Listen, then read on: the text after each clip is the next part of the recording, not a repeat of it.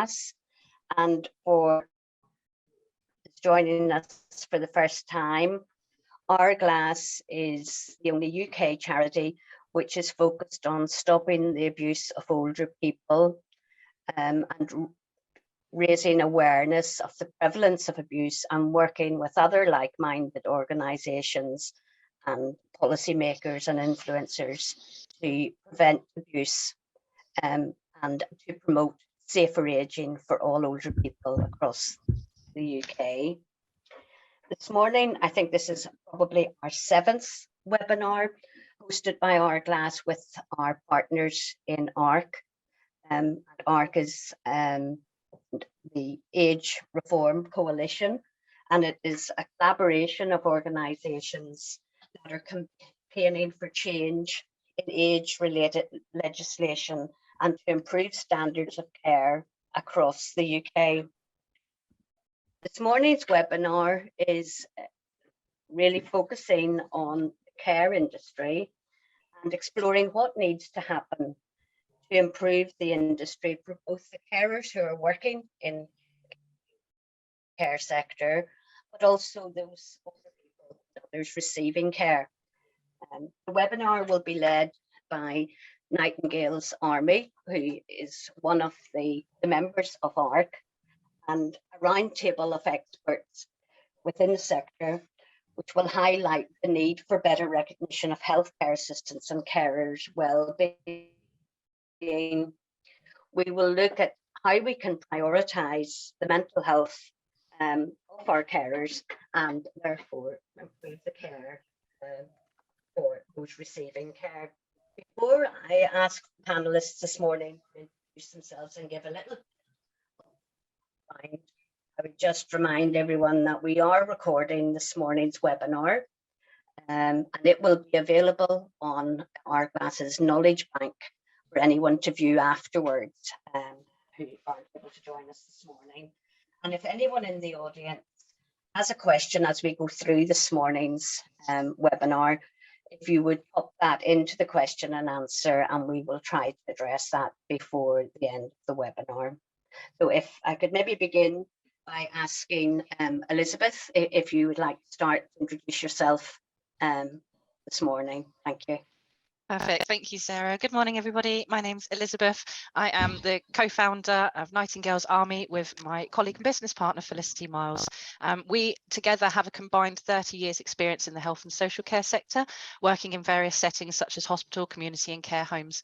And together we joined to raise concerns about the working and living conditions of staff and residents in our last care job, which subsequently had us dismissed from our role and led us on the journey to change for the sector to actively raise the care. So Nightingales Army was born. Felicity, did you want to add anything to that? I think you hit the nail on the head there, Lizzie. Perfect, thank you. I think you said it all.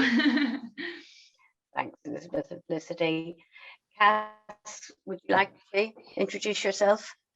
Hi there, I'm Cath Dixon. I'm a HR consultant and specialist in the care sector. I've worked in and around the care sector for the last 20 plus years in a HR capacity, which has given me a really good insight into some of the inner workings of how the sector it works. It's quite different to many other types of sector. The people that we have are unique and brilliant and wonderful, but we bring with us our own set of challenges, and this is something that I'm quite passionate about. So that's me. Thanks, Cath. And Catherine? Hi, I'm Catherine Dakin. I'm an NHS psychiatrist based in the Colchester area of Essex. Not only do I practice psychiatry, but also psychotherapy and CBT. I have a history of advocacy for my patient groups and also the care workers within the multidisciplinary team that I love working in. And I'm proud to say that I've held roles that meant I can challenge the way that the healthcare system and the way that healthcare workers are supported at local and national levels. So I'm here to support the webinar however I can, and also to sort of represent the possibility of change and for us, our voices to be heard. Thank you for having me today. Thank you for joining us, Catherine.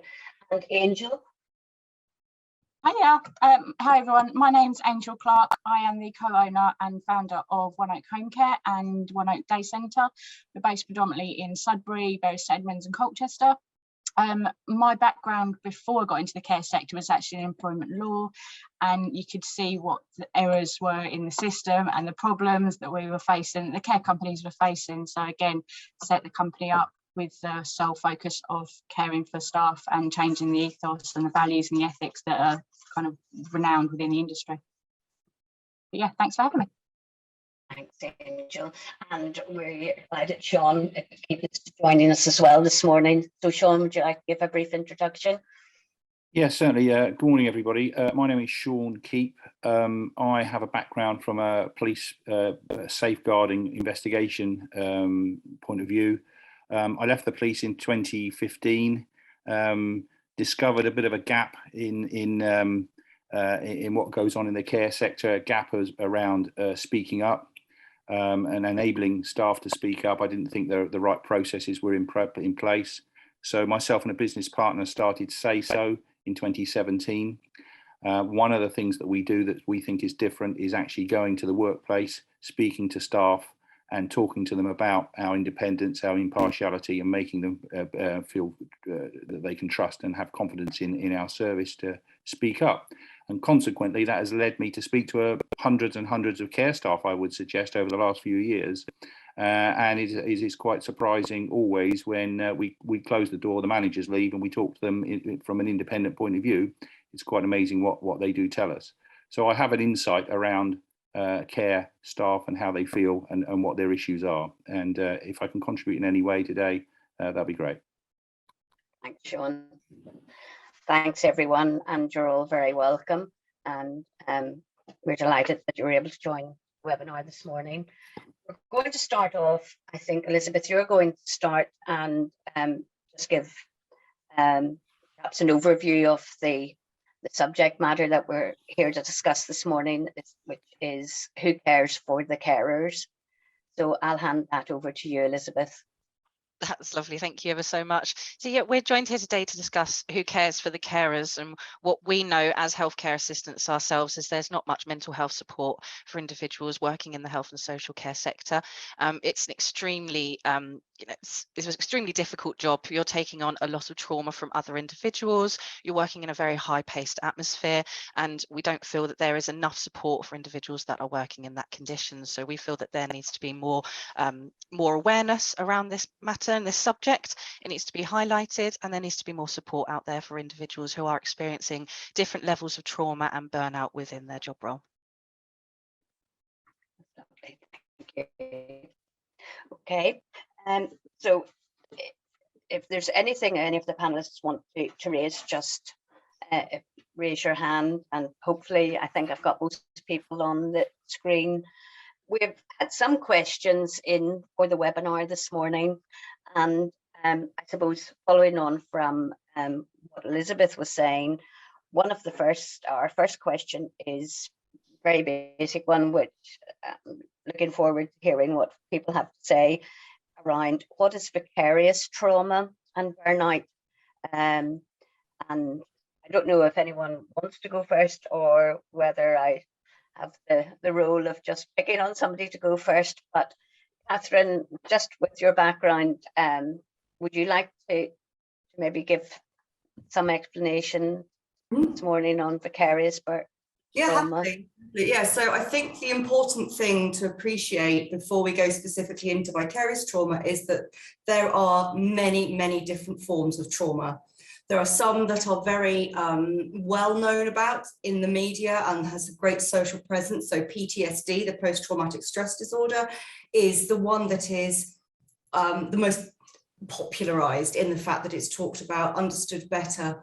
However, the vicarious trauma has overlapping symptoms to PTSD, but actually it comes from a different place. So PTSD is when you firsthand experience a significant trauma, and people immediately think about war situations, war zone traumas, but also it now very much includes domestic violence and other traumas that are very significant events that stand out and affect the way that you are then able to move forward with your life and manage the symptoms that arise, which can be profoundly disabling and can include mental health illness such as depression, anxiety, and can even have a physical manifestation of a psychological stress. So you get physical symptoms, pain, and so forth. Your sleep is disturbed. Many people self-medicate with drugs and alcohol. So that's PTSD,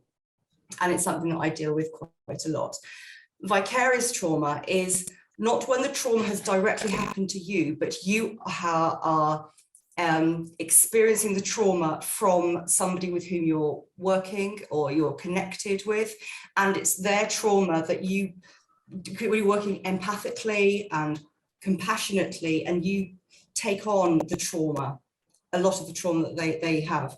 And the symptoms can be pretty much the same as PTSD, and the therapeutic interventions can indeed be very similar as well. People who work in a caring role, so this could be a formal caring role, employed as such. It can also be an informal caring role, so a loved one, a part of a support network who works closely with somebody who is experiencing trauma, and they are witness to that and part of that, almost part of the process through this close working. So they can then become traumatized themselves.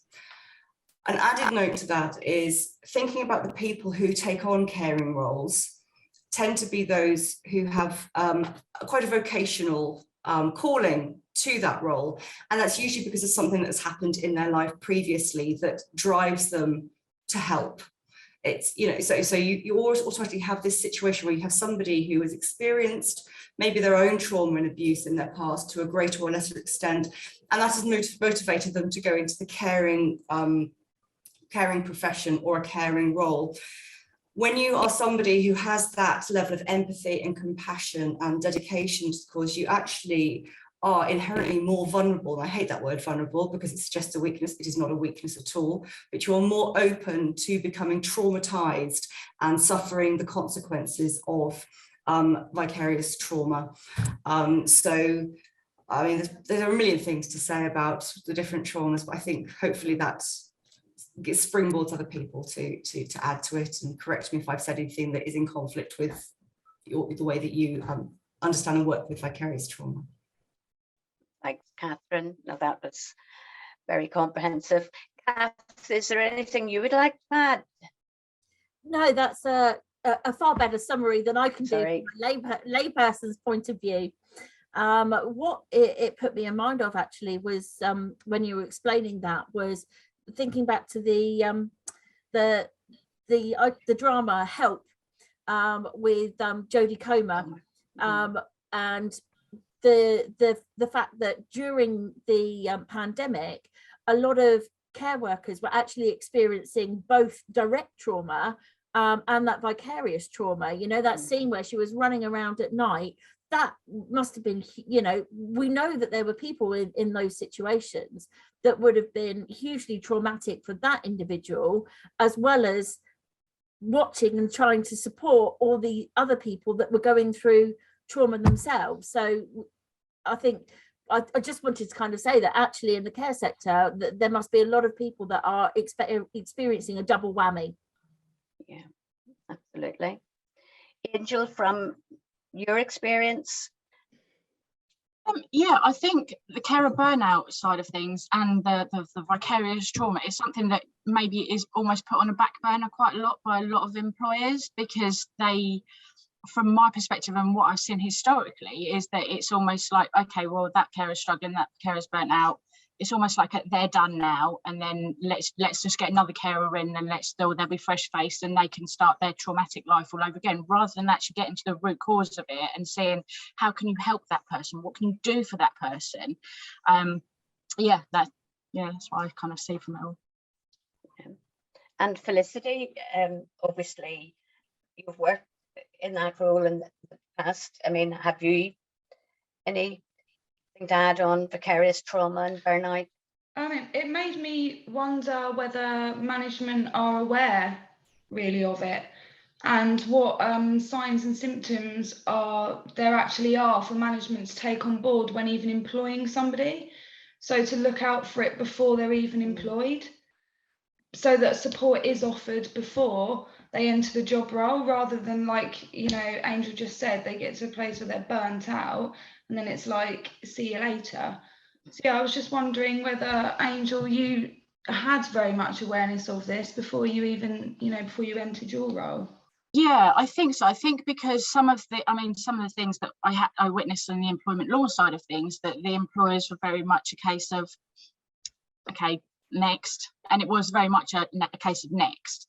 So when I kind of came into this role, when we're employing people, we kind of work more on the values-based interview status, like values-based, what is, and finding out what their actual problems are and what issues they could be facing. It could be the case that they've, at the interview, they mentioned that their granddad had a really traumatic time living with dementia, and something that it could be some sort of family connection, and then picking up on the sign of that they might not actually be the best suited for those that are sort of in the advanced stages of dementia. It could be that they could actually be best placed in someone, and then work towards that.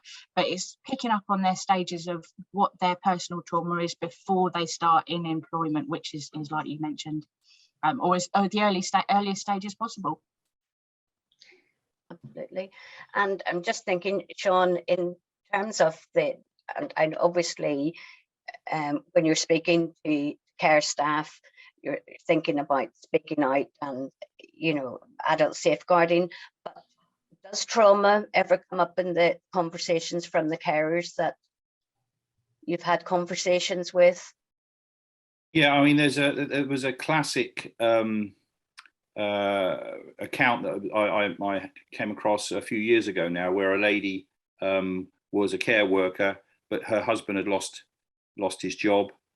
She was the only breadwinner in the family. Something was going wrong at work, and it was causing her stress. She didn't feel she could speak up about it, and she was under pressure at work not to speak up about it because of a toxic culture. But husband at home also was putting her under pressure, if you like, saying, don't speak up, because if you lose your job, we only have one income coming. We have no income coming in. So she lost sleep for and suffered for a number of weeks. So I think just that easy example, and that was prior to COVID. That is just a care worker's issue that was raised to us. And I think there are parallels now with what we've all known, I think, about emergency services, that there's a high suicide rate amongst emergency services because of the drip, drip, drip, constant going to and witnessing trauma of others. And I think, that is now, I think we've reached a stage in the care sector where care workers have reached those sorts of levels. It's just drip, drip, constant now, and so difficult for them to manage personally. Okay. Thanks, Shaun. Catherine, you have your hand raised. Would you like to come in?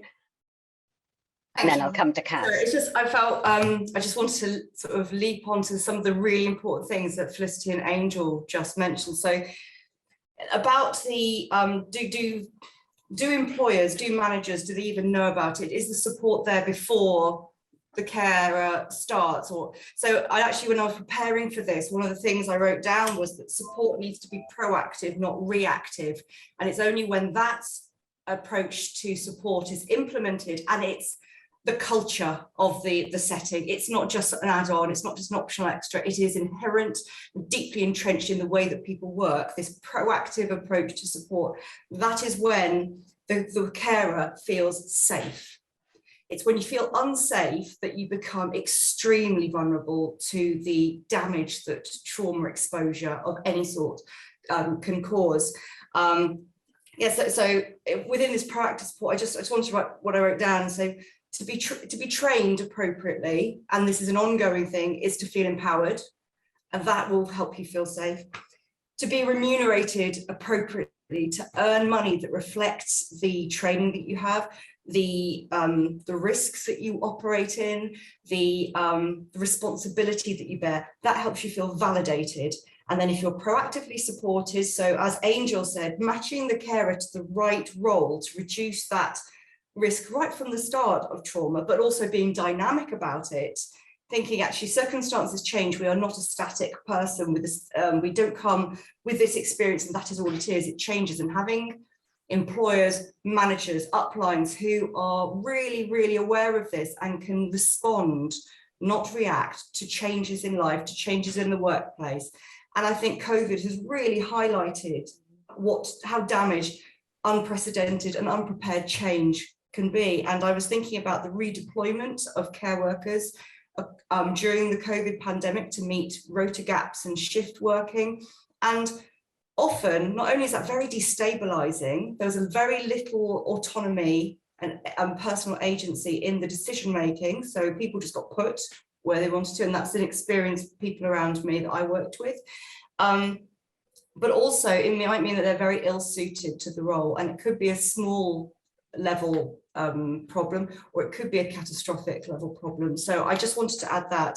And the risk of suicide, Shaun, you're spot on.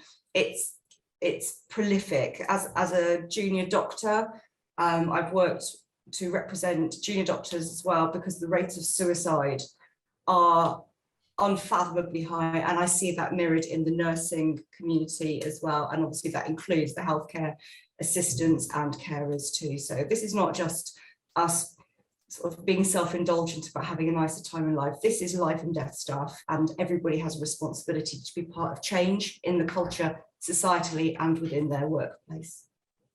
Okay, thanks, Catherine. Cath. Yeah, I just wanted to add to that really and say, yeah, Catherine is absolutely right in terms of creating a positive culture in the care sector workplaces is absolutely fundamental to resolving not just the mental health crisis within care, but everything else.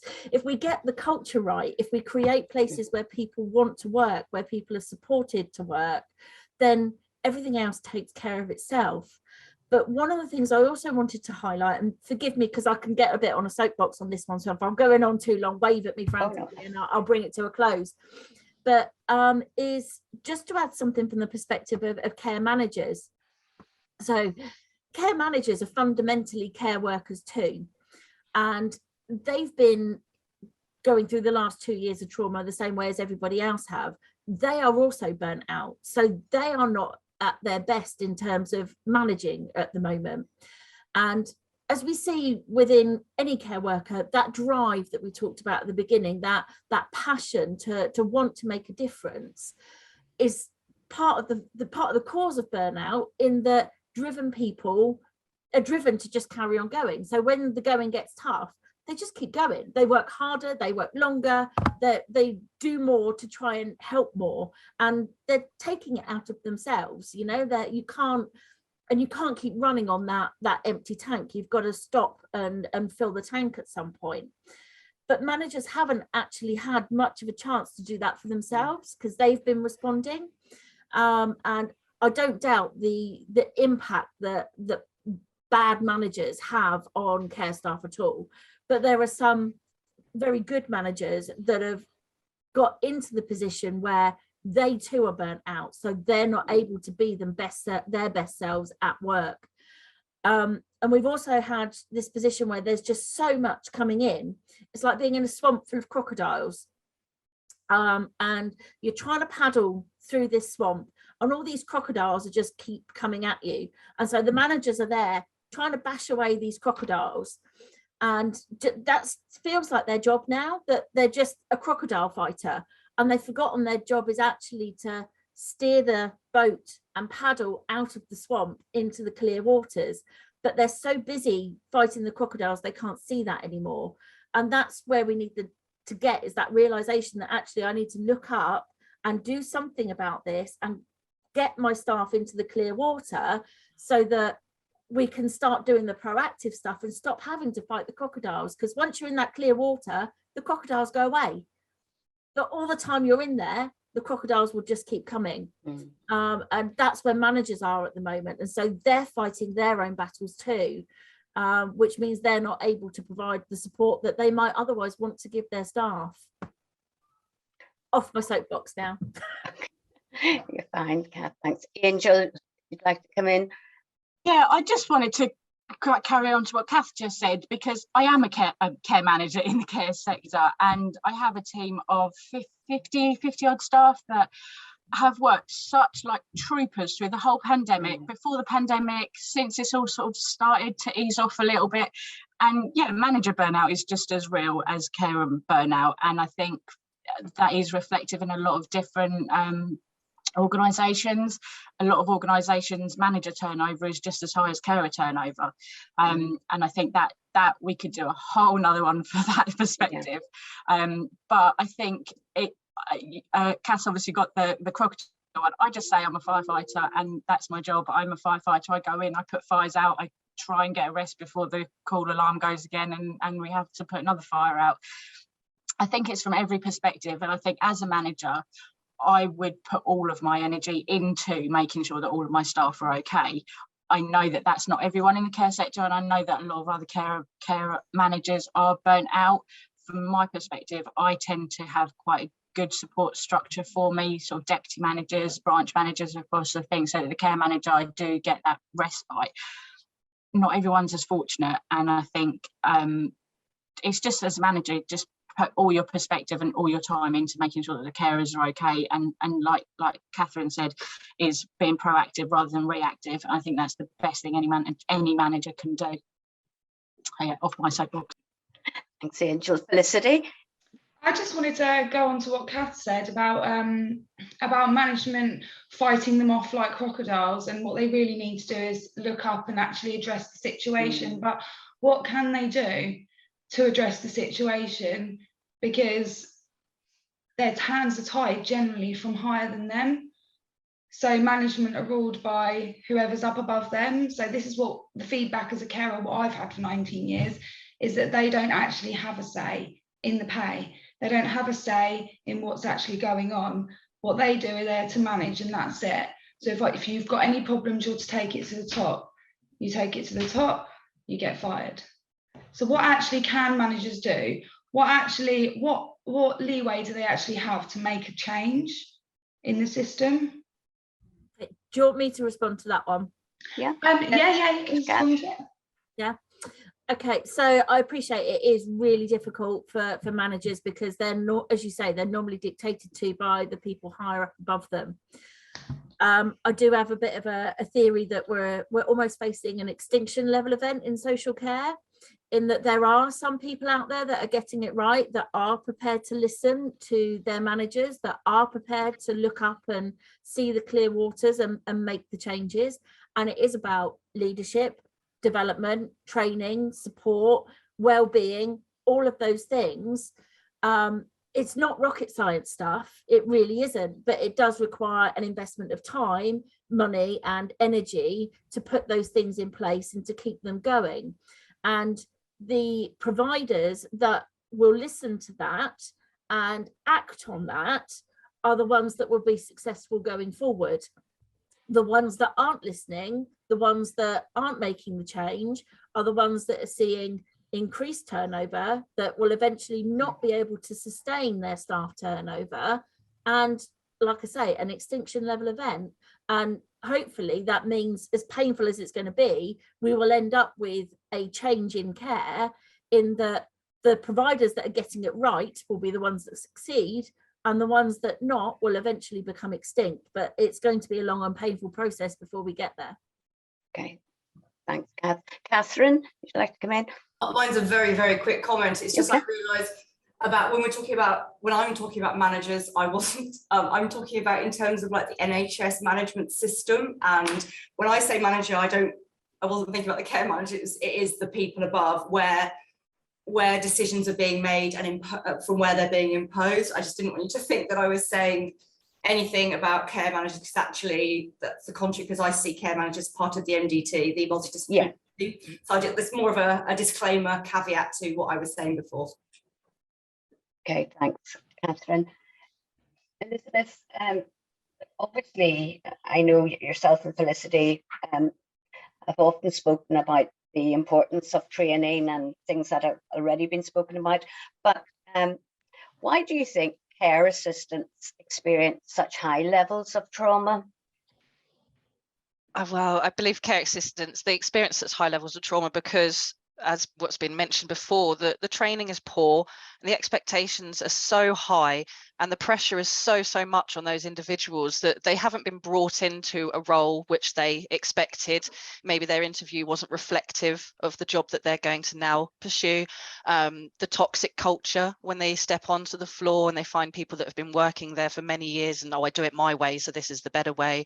Or you may have the little groups of people and just the uncomfortable toxicity of working in that environment, and the expectations of higher management and what is expected from the role as itself. It's many layers that when you do start to peel it all back and you realize what's going on underneath, it can reflect on that trauma on the individual. We take home so much as a carer. At the end of the day, you finish, you go home and you think, oh, I didn't give that individual a cup of tea. I sat and listened to that person pour their heart out and I don't feel like I gave back enough. And then you're constantly kind of picking at yourself and feeling like you weren't, good enough for the role.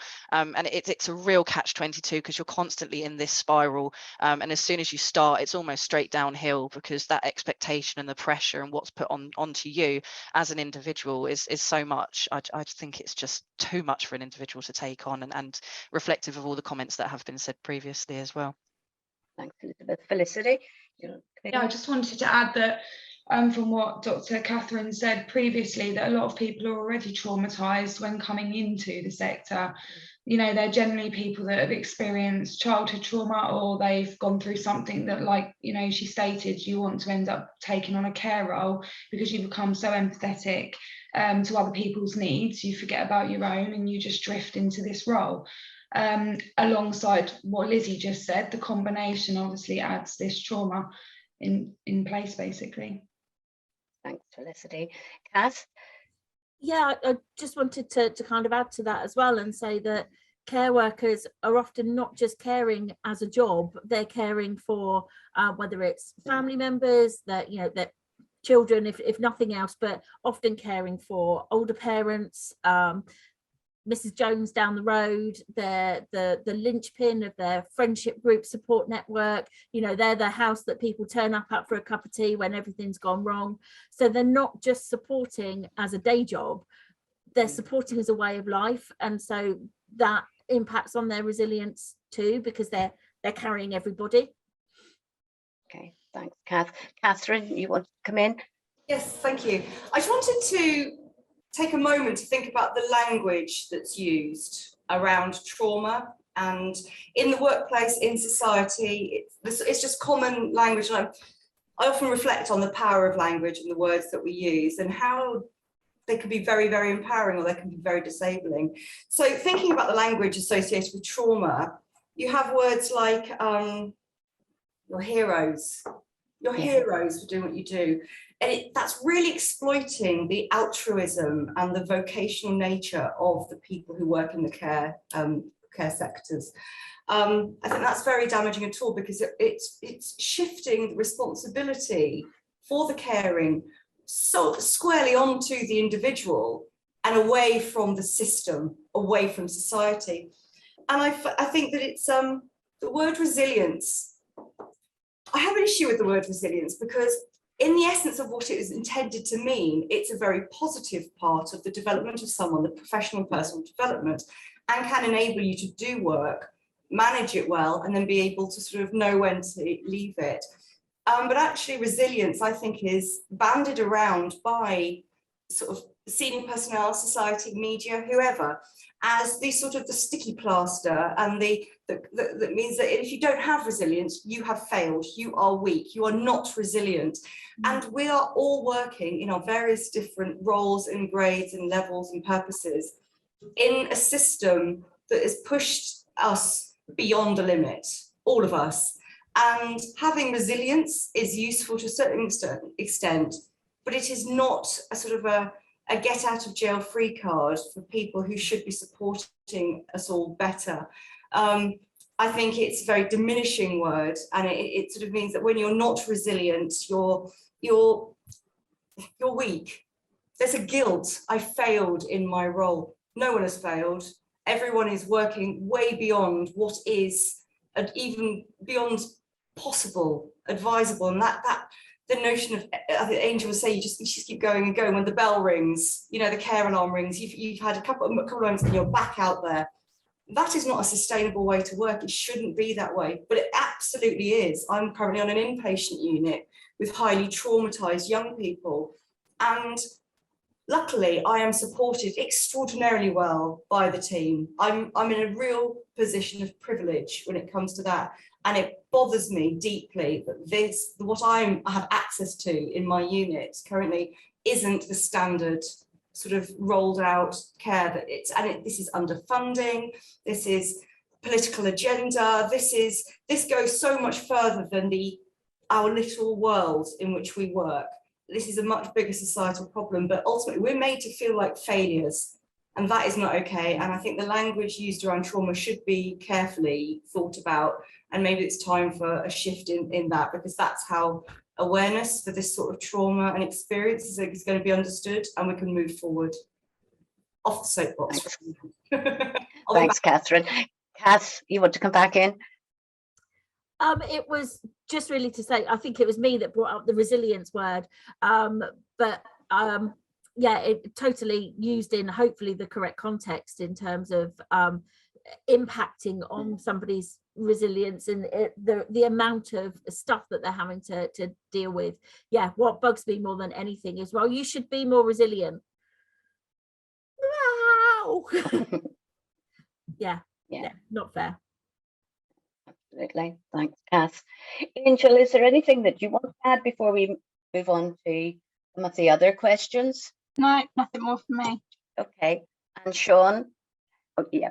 Yeah, just something about the word resilience. I think our working lives as carers, although I'm not a carer, but I see their working lives as a marathon and not a sprint. And I think, yes, I agree with what was been saying about resilience, but it means to me that, you know, if someone needs to take a day off, a time off, that doesn't mean to say they're not resilient. You know, they need to be able to recognize in themselves when they need a day off, when they need to have a break or whatever, because as I say, the goal is to work their whole working lives, if that's what they want in the care sector.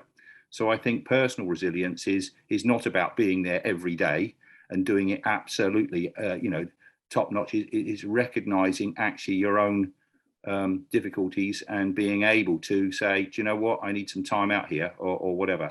And that should be seen by anybody as a lack of resilience. That is actually personal resilience coming to the fore, in my view. That's all I wanted to say. Thanks, Shaun. Okay, if we maybe move on to one next question, and it is, what is the implication of not addressing trauma? And obviously for this morning's webinar, we're thinking specifically, you know, for our healthcare assistants and our carers who are working either in residential settings, in home care, in day centres, in any healthcare setting. And having heard what we have already heard from the panelists, I'm just asking, you know, if we don't start addressing these issues, what are the implications for our care sector? I'll jump in there. I think from my perspective, if we do kind of not address it as quickly as, and it is as quickly, it needs to be addressed urgently. It will be, well, it is already, it's a main feature of the care crisis within the UK at the moment. There's a lot of people leaving the sector, whether it could be for a host of reasons, but I'm pretty sure trauma will be one of the reasons why they leave. It could be personal trauma, it could be that it's actually working, it could be a working trauma, it could be vicarious trauma, it could just be burnout. After the last 2-3 years through the pandemic, I think having that, and that will then have such a knock-on effect to those that we care for, the elderly population. That's going to have a knock-on effect in every element of it, even if it's a case that they're running out of people that are able to work on a ward because they're literally all burnt out. There's no one to do a community care round because everyone's burnt out. If it gets to that stage, if we think the social care sector is bad now, I can assure it will get worse if the trauma element is not addressed and addressed quickly as a matter of urgency. Thanks, Angel. Elizabeth, you wanted to come in? I'll let Catherine go first. She put her hand up before me. All right, okay, Catherine. We're also very polite here. I want to say quickly, Shaun, your description of healthy resilience is exactly how it should be. It's just when it's, oh, that was really good description, actually. I loved it. I'll use that, stealing it. So implications of not dealing with trauma, not recognizing with it, not trying to prevent it. Obviously, I'm probably best placed to talk about it from a mental health perspective. And the symptoms of trauma can be so varied, there's so many, and they can be very insidious in their onset. They can sneak up on you without you even realizing. And as I've already mentioned, the physical manifestation, but in terms of mental health, I mean, it can lead to anxiety and depression. It can impact on your sleep so dramatically that it can physically and mentally compromise you to an extraordinary level. I've mentioned the self-medication with things like alcohol and drug use. That's not a mental health problem, it's a mental health symptom and should be remembered as such. And if these aren't noticed and addressed, so that you'll see things like almost personality changes that can occur if you have this prolonged exposure. If you can't leave the trauma, the source of the problem, it keeps impacting on you. And one of the symptoms of things like PTSD is that you actively try to avoid anything that is in any way reminiscent of the trauma. If you're working in the care sector and the trauma is from within your role and you're working relentlessly, this is just, you can't avoid it. It's inherent in your day, your night. You take it the work home with you in your mind. It impacts upon you that way. But these enduring changes can lead to massive difficulties in life. It can cause loss of employment, loss of relationships, breakdown in interpersonal family relationships. It can lead to behaviours that are not in keeping with who the person that you were before, because your personality can and will change in response to unresolved, enduring chronic trauma. This is recognised in our diagnostic manuals as an actual mental health condition in itself. So if it's not picked up on or prevented, it will lead to an extraordinary level of mental health. And we know that the mental health service is underfunded and understaffed, and access to meaningful therapies is not as it should be. It's way below what everybody who works in the service would like to have available. Yes, and I was going to say, but I think it's just fallen out of my head.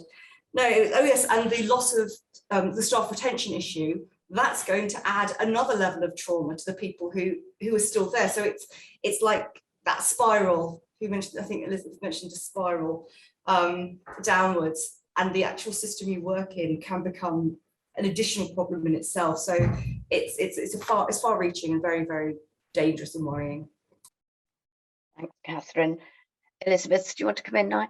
Thank you, Sarah. Yeah, Catherine's just hit everything on the head perfectly. I was going to talk about coping mechanisms and the health risks, the behaviour that has on an individual, and then what that can reflect when they're at work and in their home life as well. So when they go home, that's going to have an effect on everybody around them. The turnover, we already know it's extremely high. And when leaving the sector, but they may not leave the sector, they may leave just that job and move to another care home or another staying within the sector, but still experiencing that trauma every single time they start a new role or go into a new job. It may be a different trauma altogether, but it's still something that they're experiencing and something they're having to take on board. And it puts people in that fight, flight or freeze mode every single time they have to go to work or go into this environment that they don't want to be in. Do they fight? Do they raise their concerns, put themselves at risk of losing their job, losing their income? They have those worries. Or do they flight? Do they just leave their job and go somewhere else and take the risk of looking for somewhere? Or do they freeze? Do they not react? Do they just carry on working for it and just taking it all on board? And it's having to put yourself through that every single time you either enter the role or go into a situation where you don't want to be in. And your brain, you just can't cope with that. You mentally can't go through that every single time you have to go into a role or into a job. So I think that is so deteriorating for an individual's well-being. It's the knock-on effect it has on somebody is just unfathomable, really. And with the mental health service already being underfunded and not having the best support that they have, it's not going to yeah, it's not going to work out well if people do need that extra support leaving the role and needing that mental health support afterwards. So yeah, it's catch-22. It's that spiral again, Cath. Yeah. Yeah, Elizabeth. as Elizabeth just alluded to, I've got a piece of writing I've done about the spiral in care, and how the care sector has a propensity to spiral into toxic cultures. I'll share that with the panel and anyone that's interested afterwards, if you like. Sorry, I've jumped in there, but No, that's fine, Cath.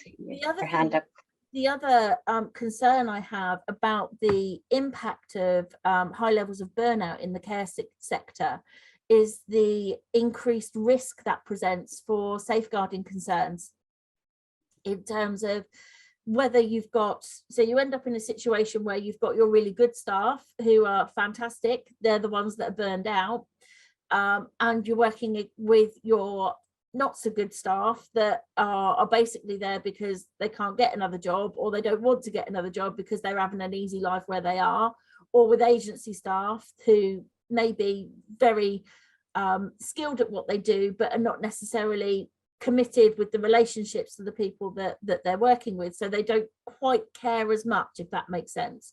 So you know that relationship isn't there for them to worry about. And then when something does go wrong, when there is a safeguarding concern, a carer who is burnt out, like Liz said, may go into that fight, flight or freeze mode. So they may choose to fight it and raise it. They may run away from it and not feel able to report it because, quite frankly, they're burnt out and they can't deal with the hassle. And the freeze mode, they might be so, you know, horrified by what's happening that they're absolutely frozen and can't stop something happening that they might dearly want to stop happening.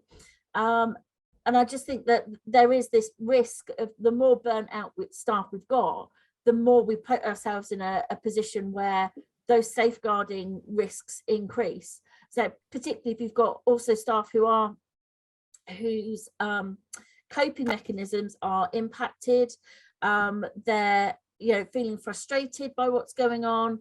Again, perhaps they've been avoiding conflict or whatever, or they've been they're feeling really worn out by dealing with somebody who's exhibiting challenging behaviours towards them, and they may just break and just snap. And again, it poses a safeguarding risk. So it's really important, if nothing else, because of course it's really important that we look after our carers anyway, but if we don't look after our carers, that has the potential to impact on the people that we're caring for. Yeah, absolutely. Catherine, you want to come in?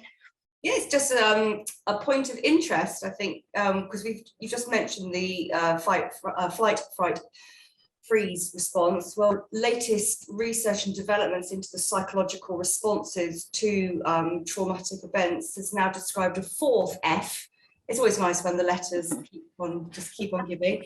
And this is fawn. So it's fright, flight, freeze, and fawn. So that is the over compliance, the over willingness to help, and it represents a stage that's even further than the first of the three Fs. And it shows it's almost this sense of resignation, that hopelessness. And so you comply, you please, you just carry on. And actually that's something that is only now being recognised as one of the psychological responses to trauma and can often be missed as somebody who's doing fine in their job. So this is new stuff that's really coming out from a fantastic research group, an international research group about trauma. And I don't know if this is relevant, but there's a fantastic book which some of you may have come across and read called The Body Keeps the Score by Bessel van der Kolk, and I can't recommend it highly enough. It's written for a mixed lay audience. It's very accessible, but it's all about trauma, how it presents, where it comes from, and how we can start to heal from it. So The Body Keeps the Score, can't recommend that highly enough. But yeah, so I thought you'd share with you the fourth F there as a different presentation. Yeah. Was that fourth F fawn, as in FAWN, or fall, FALL? Fawn, no, with an N at the end, yes. So to fawn, you're fawning, so you're pleasing people. Yeah. Okay, interesting. Shaun, I was just wondering, when Cath was talking about one of the implications being potentially, you know, safeguarding issues, if there was anything you wanted to add on that. Well, only that this does fit entirely what I discovered back in 2015 to 2017. There are many reasons why staff don't speak up at work. The main one in those days, and still relevant, is they'll fear they're going to lose their job. They fear they're going to be treated differently. They fear they might be bullied by others because it's a toxic culture, etc. And one of the ones that I think is entirely relevant is, and we mentioned it before today, is people have got enough going on in their own lives sometimes. They've got enough stress and pressure going on in their own family lives, etc., that the last thing they want to do is rock the boat at work and cause even more stress and strain. So that just feeds into what we was just talking about, the safeguarding issues. And I totally get that if, you know, why would you even want to go down the path of creating more stress for yourself when you're already at burnout, etc., you know? So if I could just add that, that's what it just cements what we thought all along, really. Okay, thanks, Shaun. And Felicity, is there anything that you would like to add? Sorry, you're on mute. Sorry. Okay. I was just saying, I'm just finding it all very interesting listening to everyone's perspectives on everything, especially Dr. Catherine. Like, seems very experienced and knows what she's talking about, and it's actually opened my eyes to, when I was in that situation, what I was experiencing has almost been given a label just by being in this webinar. So it's really interesting. I was just wondering how we could, if we were going to implement this into the beginning of someone's care journey, into seeing how their mental health is, seeing, you know, whether they have these traumas, where we would guide them to almost, so they can understand a bit better about what they're experiencing. Because when you don't realise what you're experiencing, you almost carry this extra thing of, I'm a complete and utter mess and a failure. I have no idea how to address this because I have no idea why I'm feeling like I am and why I'm going through this. So how would you get a diagnosis on that? How would you be encouraged to get a diagnosis on that? You know, Catherine, just asking. It's a big question, isn't it? That's a really big question. Getting a diagnosis it's hard, and you don't want to over pathologize a normal response to a not normal situation. That's actually, I don't know if that makes any sense, but mental health support shouldn't automatically lead to a diagnosis unless it's helpful for you to get access to therapies. Absolutely. Open the door. I think diagnoses can be quite stigmatizing, quite disabling, and they're not always helpful. And they also mean that you think, oh, this is on me. I have now got this because therefore it's me that's weakened. And actually getting it's the mental health support, and it is inadequate. It's really inadequate. So getting recognised is hard, personally, and also within the system you work with. Or you go to a GP and they have very, very limited resources. I mean, they're overstretched, they're burnt out, they're probably going through hideous levels of vicarious trauma and direct trauma also. And they will signpost you to self-referral systems, which are overwhelmed. They can signpost, they can refer you on to secondary care, tertiary care services. They're overwhelmed, the waiting lists are long. In the meantime, the problem persists. There are no answers to getting that mental health support that's easy, and this is why we need to be talking about it. Catherine. And Cath, you wanted to come in? Yeah, I think part of the answer, not in terms of diagnosis, but in terms of normalising these feelings, is to include it in care training. So maybe not during induction, that might scare an awful lot of people off, but maybe sort of after that 6 months, a year's worth of service, to actually have include in your mandatory training some awareness about, this is how trauma can impact on you, this is what burnout looks like, you know, and this is what self-care looks like, and look after yourselves, and we're here to look after you, and just sort of being that really honest and upfront with your care workers that this is something that is common in the sector, and if you're feeling these things, you're not alone. We're here to support you. We're here to talk about it. and just being really upfront with your staff at the earliest, upfront with your staff at the earliest opportunity, and speaking really openly about it. Thanks, Cath. Felicity? You're on mute. I'll get used to that mute button in a I minute. know, it's nightmare. I just wanted to add on to what Catherine said about diagnosing is not always the best way, and I completely agree. My doctor has very strong opinions on that as well. However, generally, if you don't get a diagnosis, there is no support available. So it is a bit of a catch, you know. Do I go along without a diagnosis and just try and get through myself, or do I go through a diagnosis, label it, and then get the support? Like you stated, the doctors are also burnt out. They're also, you know, feeling this. So how do we get the carers support when everybody that we should be able to turn to, we cannot? So therefore, I think the best way, like Cath said, is through training. It has to be through training. It has to be through the training they receive before they enter that home. So they are aware of these things and how to support themselves. And I suppose in turn will make you a stronger person, because generally we're taught we can't rely on anyone else. We have to rely on ourselves. And I think that's going to be the only way to really get them to understand what would be going on with them with trauma, and to be able to get correct training in place is to actually let them take that responsibility on themselves and be responsible for their own mental health, for their own knowledge and understanding, of learning to say no when enough's enough, and to making the choice of taking responsibility for walking away if it's not for them, for speaking up if it's possible for them. So really making sure that we individually take the responsibility for all of this ourselves, because we can't rely on anyone else to do it. Thanks, Felicity. Catherine, you want to come in? Absolutely, the training to empower people to speak up, that is really, really fundamental. And to say this is not okay, and whether it's happened to you personally, or you see it happening with a colleague, or even if you think this is a situation that's developing, because you see it, you get that gut feeling like this is not okay what's happening here. I can see that it's going to lead to much greater consequences. So I think training is absolutely paramount. I mean, it's huge. And yeah, so that's anything to empower someone when they come into role, it's really important. And then with time, the whole workforce will become increasingly empowered in a positive way.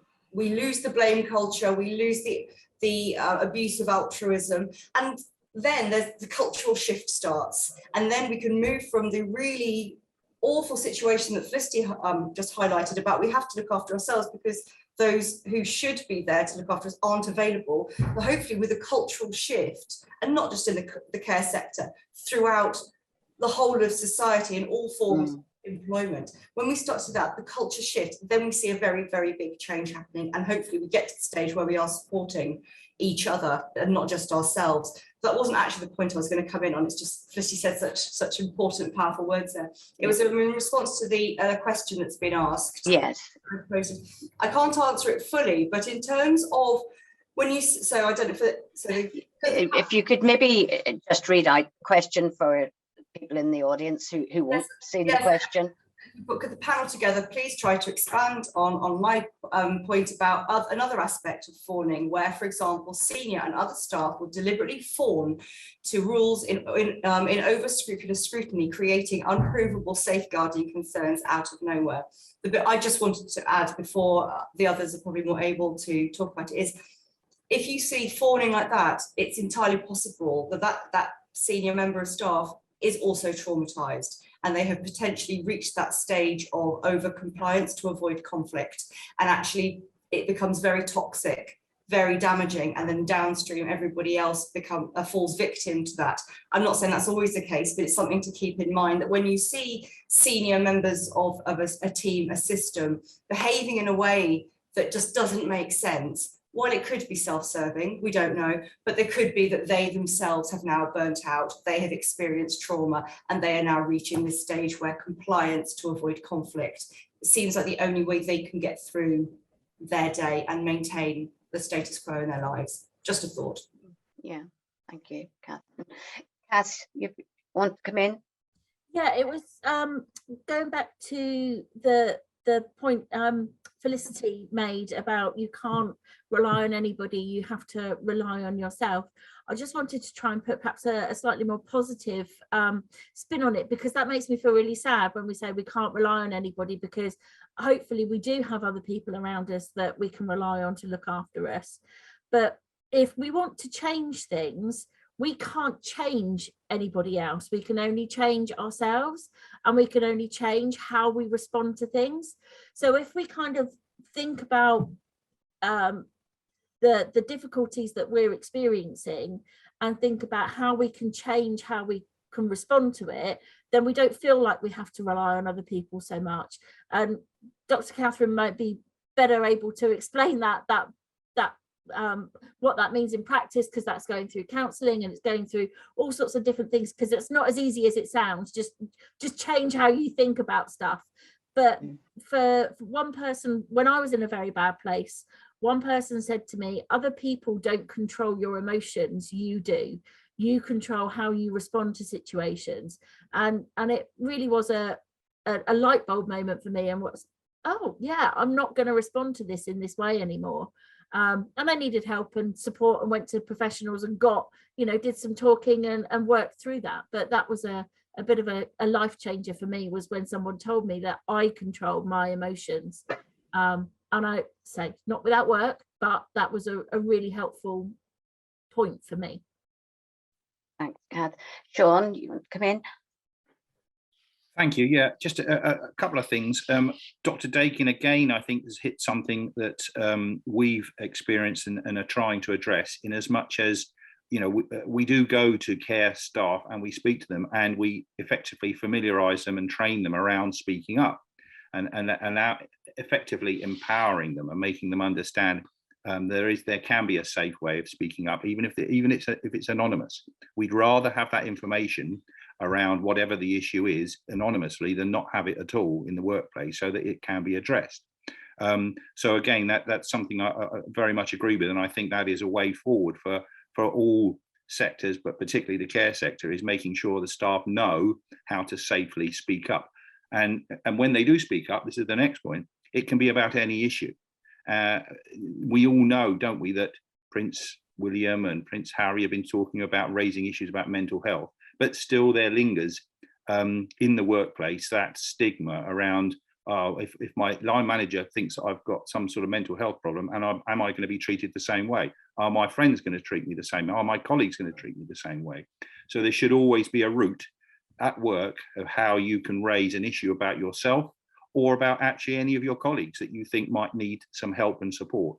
And that's what we're finding at Say So, is that that is being taken up now as a method. So the over-compliance question was interesting, and one of the things that we recommend is when matters are raised, it should be given to somebody who is impartial, so someone who's not in the line command of that, so that they can look at it objectively and take into account the context from all sides, rather than it just going straight to the line manager who's in control of that unit or team or whatever, where it's happening, because that clearly they will be influenced by what they've always done before, etc., and it's hard to change mindsets.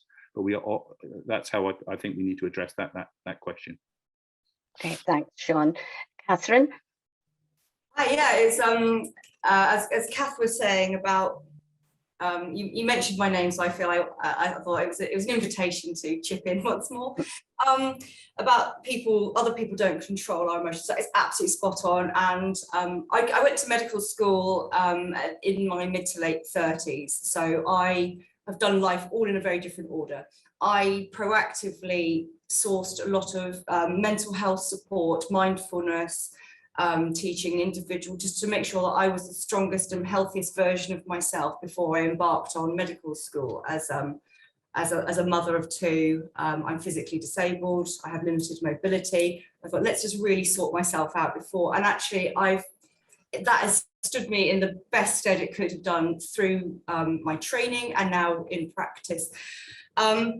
And it is absolutely right. There is this ability, with time, support and guidance, to create a space between something that happens, something that's happening out there, and the way that we choose to respond to it. However, that takes a lot of practice, a lot of support. That I don't think there are many people who are born with that ability to do it. It's just not there.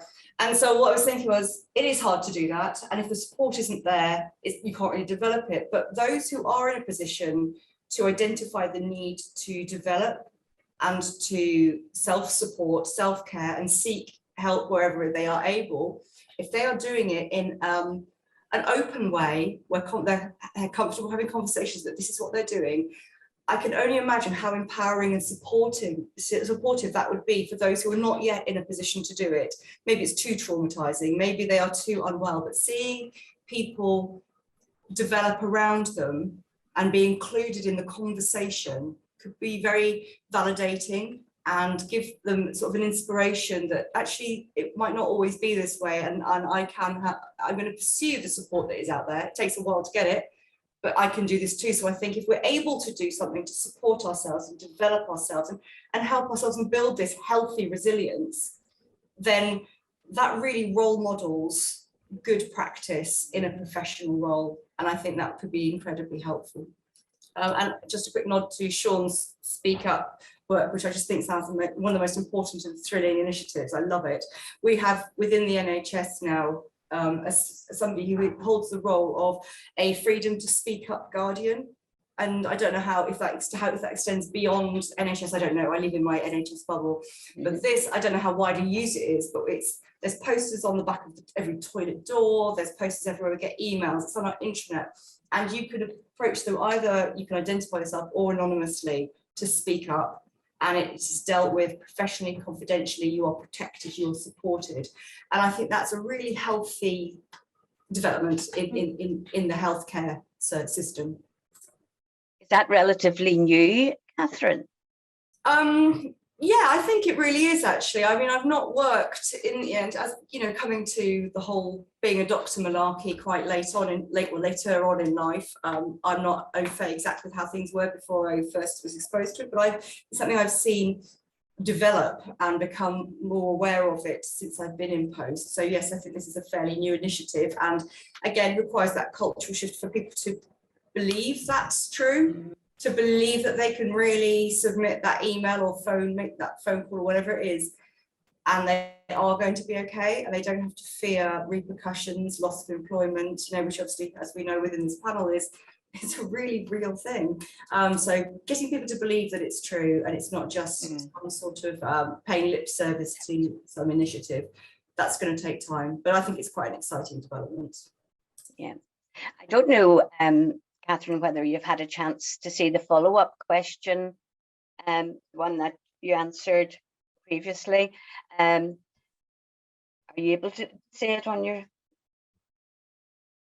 Yeah, I can see it now, and I'm just reading it. So, referring to the form of modern-day slavery, blistering and overzealous adherence to rules and guidance, is a new style of power that cannot be challenged. And once something gets flagged up, then there's never any unflagging. Gosh, yes, that's an enormous. I think that should probably be a webinar if it hasn't already happened, because modern day slavery and its insidious nature at times, the way it sort of sneaks in and becomes pervasive and very damaging, that's beyond my ability to comment at the moment. I have to think about it. Yeah, okay, it's something we can take away. I think it's really important. And thank you to whoever, because that's important.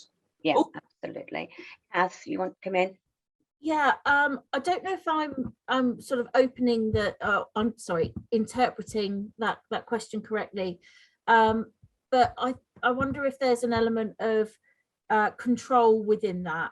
So so sometimes we see managers respond to situations in the workplace with by putting more and more controls in place because they feel out of control. So a registered manager ultimately accountable for that service, and you know, potentially they can go to jail if they don't carry out their job accordingly. So if you've got a registered manager that has lost control through burnout, through the pandemic, through whatever reason, it's quite possible that they're putting more and more stringent controls in place in terms of, you know, almost wanting to deliver every aspect of care themselves, so that it knows they meet their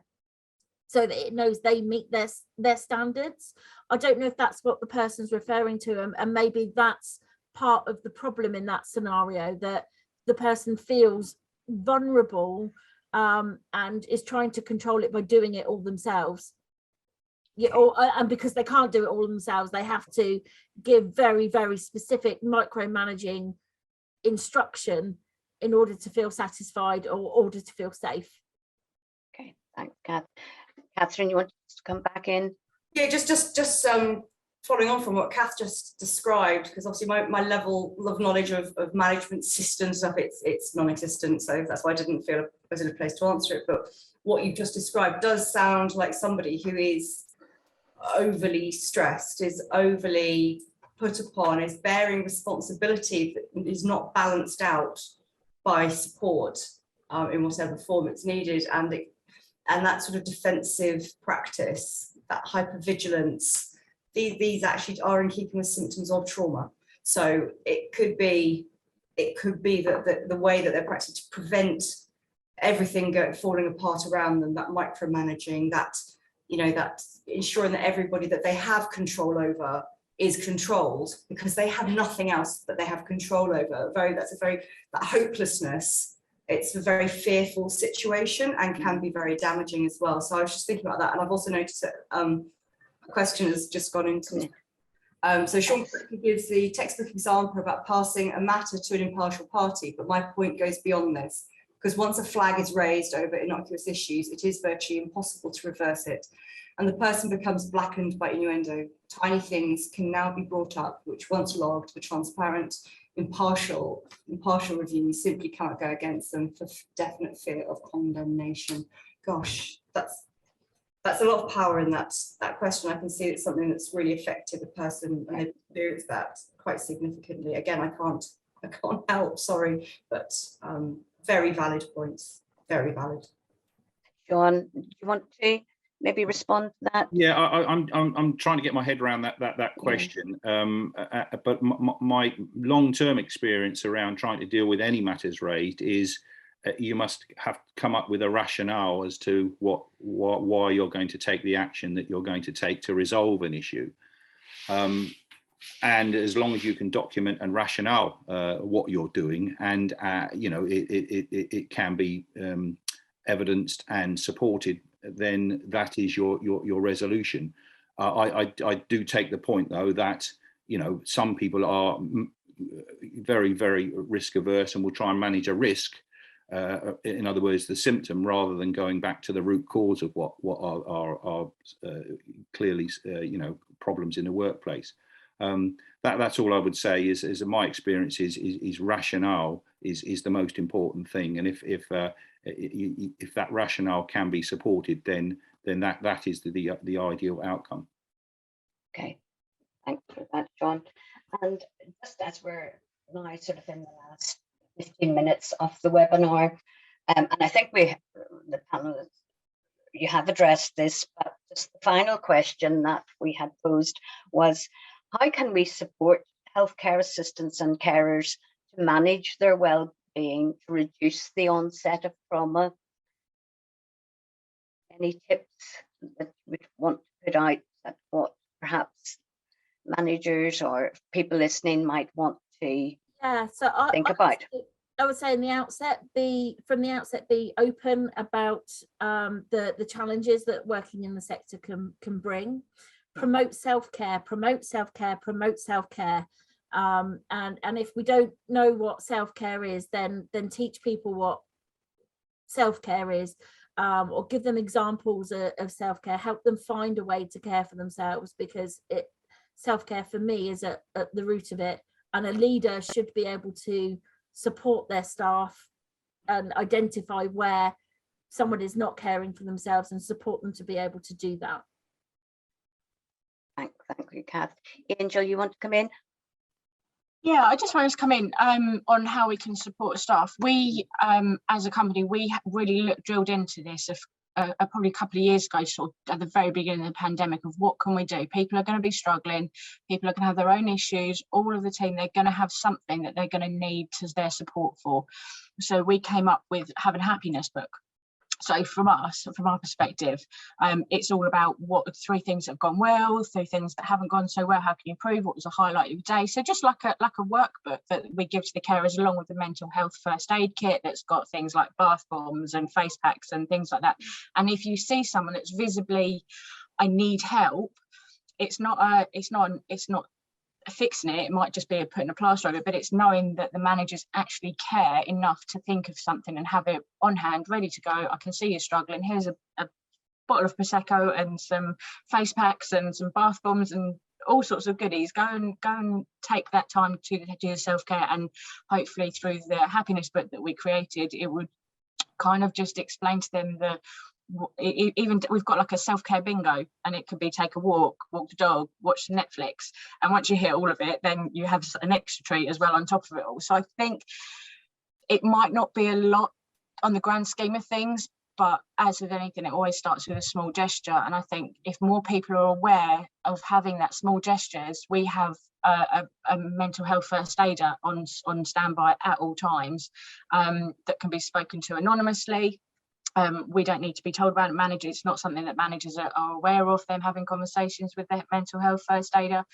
I think it's just people being aware of it, and being aware if someone comes up into the office and they're not right, do something about it. Don't just sit in your lawyers think, oh, they'll be all right, or oh, they'll get over it, or they'll leave. It's not the right mentality to have in this sector, because there's too many people that care unreservedly, purely for the fact that carers by nature have empathy and they care. So being in a managerial perspective behind things, I think if we could just promote managers to care more, and I know it is sometimes it's giving the last ounce of energy that you possibly have, and you might be dealing with your own stuff, but just give and supporting. The more we can support the frontline care staff that are really going through this trauma, I think that is a small thing we can do in our world to help on the grander scheme of things. Just more manager support. Excellent ideas. Thank you, Angel. Cath, were you wanting to come in? Yes, so I just wanted to go back and say, actually, one of the other really massive things that that the sector can do to help people dealing with this burnout is look at the culture of the organisation.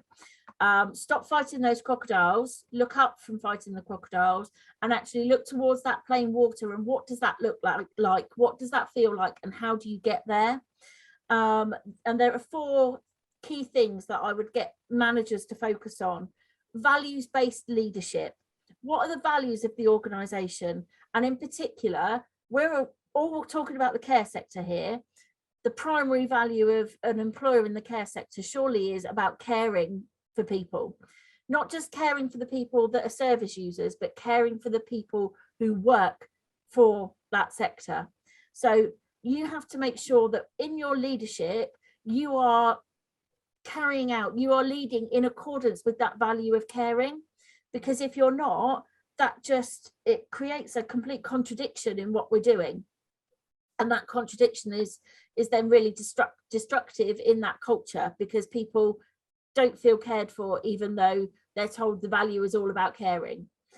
Look at your processes. What causes frustration in your processes? What's making life difficult at work? Because if you can streamline your processes and take some of the painful, we've got a job to do at the end of the day. If it's not working, if there's something that's not working in, I don't know, whether how lunch is served, or how the kitchen communicates with the carers, how the lunch choices are decided upon, or whatever, get to the bottom of that. Take the pain out of the process. Teamwork. If your teams aren't working effectively, if you've got bitching and backbiting going in amongst your team, do something about it. You've got to do, and it might not be an easy fix. Get some help to deal with that. There's professionals like me out there that will come in and help you deal with problems that you're having in your team. If you've got a toxic culture, we can help you fix it. You're not alone. And lastly, but most importantly, recognition. Financial recognition is great. We all know that the care sector needs more of that, but just the day-to-day recognition of saying, thank you, I noticed what you did there, it was brilliant. Focus on getting those 4 things right to begin with: values-based leadership, processes, teamwork, recognition, and you're on your way to creating a really positive culture. Thank you, Cath. Shaun, you wanted to come in? Yeah, Cath has just taken my thunder there, because the 2 things I was going to raise was, just those little things at work that fail to get fixed on time, that adds to the stress and the problems during the day. The care staff, as we know, have a difficult job as it is, but the door that's not fixed, the payment arrangement that always gets wrong, and so they're arguing with their payroll people about how many hours they got paid for, etc. All of these things should be there to support the carer. The carer is conducting the core business of the organisation. Everything around the carer should be supportive of that. And that's the frustrating thing for carers in our experience is, hold on, we're doing the work here, and every time I go and speak to payroll or admin or whatever, they give me a hard time. And at the end of the day, it should be the other way round, basically, and people should understand that that's what the core business is, so let's support it. And the other thing is, recognition, just a thank you. I went to a care home the other day, and a lady said, the manager's great, but the supervisors and sort of area managers or whatever, never ever, no matter how difficult a day they've had, no matter how challenging an event that's happened, they just walk away as if it's just another day. And they get the staff were so down around, look, no one actually says, other than the manager when she comes in, everybody else just treats them as if, well, so just get on with it. And it's so easy just to say thank you. Sorry, I won't go on. Okay, thanks, Shaun. Elizabeth? Lovely, I've got the mute button. Thank you, Sarah. I think Cath and Shaun, and I think all those comments have been covered, really. I just wanted to say, in regards to what Angel said about the small gesture, I would have loved to have received a bath bomb or a face mask or something at the end of shift and go and have a chill day, take care of yourself, look after yourself. But we didn't. We would get 60 pizzas turned up from Domino's. And of course, everyone loves a pizza, but they're just... Nobody wants that, to walk into a staff room and have 60 pizzas all piled up, grease everywhere, smelling and awful, and you've got to shove down a couple of slices and then get back on the floor and you're feeling heavy and gross and awful. And the gestures that were being received weren't really good enough for the kind of environment and the work that we were doing. I would have much preferred a face mask and a bath bomb and gone home in the evening. But it's kind of recognizing what the team needs and what they want from the service as well. So it's understanding that, and again, it's getting on top of that culture and realizing the toxic culture, and stopping the not caring for each other. The care assistants should care for each other. We're all there to do the same thing. We're all struggling. We've all got different limitations and abilities, and we should just understand and accept that and work together as a team, because that is what encourages the toxic culture on the floor, the stress and everything else. And I think in relation to kind of what we could do moving forward is really using our reflections and our one-to-ones with our seniors and our managements to sit and have those conversations and say that this is how I'm feeling right now. Get it down on paper so it's logged and you've known that you've had that conversation. Ongoing monitoring as well. So if you know that there's a concern with one of your staff, could you put them on lighter duties, have monitoring with them, see if there's any and signposting and referring as well, working with the local community and local agencies around you to do signposting, referring, and even bringing people in to do awareness raising and groups and chats, and really getting everybody on board, so the awareness from one role to another and everybody's just there together and can do the job and remove that toxicity from the workplace. So and I think everybody else has kind of covered all the notes, so I'll get off my soapbox now. Catherine, you come in. I'm aware that it's really close to the end of this, and I'm okay. Talking today. So first of all, I'd like to work with Angel and get a bottle of Prosecco. I'm happy that the face mask. Anytime, Dr. Catherine. Welcome anytime. Okay, so a few things from my perspective as a psychiatrist working in mental health. Have that conversation, be open, talk about what's not going well with you. It's at the beginning we said, everybody all right? Yeah, I'm fine. Actually, do you know what? If we're not all right, you don't need to burden everyone with everything going on in your life, but just say, do you know what? I'm actually having a really hard time at the moment. And just little comments like that to normalise that level of conversation, very powerful. Again, the start of a cultural shift. We've talked about how there's a significant lack of services available and how reaching out can feel like reaching out to nothing more than a brick wall or even to nothing. However, these services do exist. They're just hard to access at times. So do reach out.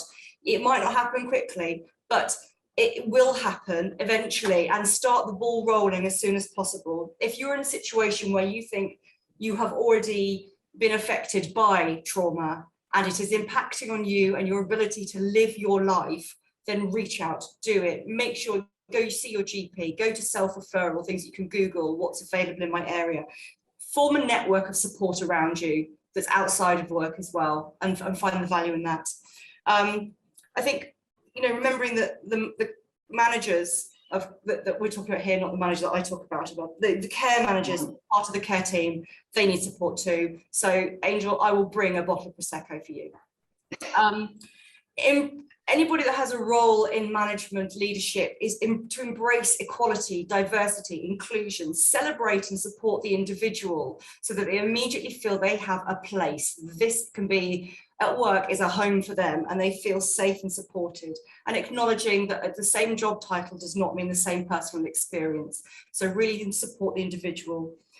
Be part of solution finding and making. You might not have the answer to the problem, but if you identify the problem, raise it, think about ways that a solution could be found, identify who could be part of that. Things like finding time for loo breaks. If you're not getting a loo break, that's not okay. Flag that, think how can this become something that we change within our policy and the way we work. And finally, about the saying thank you to people, it's been my policy for a very long time, since I started being a doctor, even through medical school, to formally acknowledge and thank people who have done good work, who have helped me, who have helped the patient. I leave formal plaudits and commendations on websites, institution websites when somebody's done something good. I'll email them and copy in the upline if I know it. And it's a small gesture on my part that can really have a big impact to the individual and the people who are their uplines and can really sort of help support them. So thank you for having me today. I shall shush now. No, thank you, and thank you for your contribution. As I wasn't sure, you had your hand up. Do you want to come in again? You okay? I'm good. That's grand. And Felicity, just before we finish, is anything that you want to comment on? I just think, well, myself and Elizabeth are going to continue to do what we're already trying to do, which is actively raise the standard of care through training. So we will be holding another webinar event in the near future surrounding the training that we will be providing. So hopefully we'll have people join that. In the meantime, thank you for everyone joining. It's been a pleasure to listen to you all, and take care. Thank you, Felicity. Yeah, and just as we approach the end of the webinar, I would like to thank all of you for your contribution. I think a lot of issues have been raised. As I said before we started, we have recorded the webinar, and I think I certainly will be watching it again, because I think many issues have been raised. There have been lots of advice, very useful advice, very interesting comments, very insightful. So I think it will well be worth a second watch. And I would like to thank you all for your contribution. I think we could have probably gone on longer, because it's obviously the subject matter is something which is very real, and probably we may have to return to this subject matter again as things go on, because I think there are many other issues that we could raise and have a webinar about. I'd like now to bring this webinar to a close. I think we are hoping to have one in September, so I look forward to everyone joining us again, and Naeem and some of the team will be in contact advertising when our next webinar will take place. So thank you all very much, and hope you enjoy the rest of the good weather, and the summer before school starts back. And hope to see you all again soon. Take care. Thank you. Thanks. Thank Bye you. now. Bye. Bye now. Bye. Bye.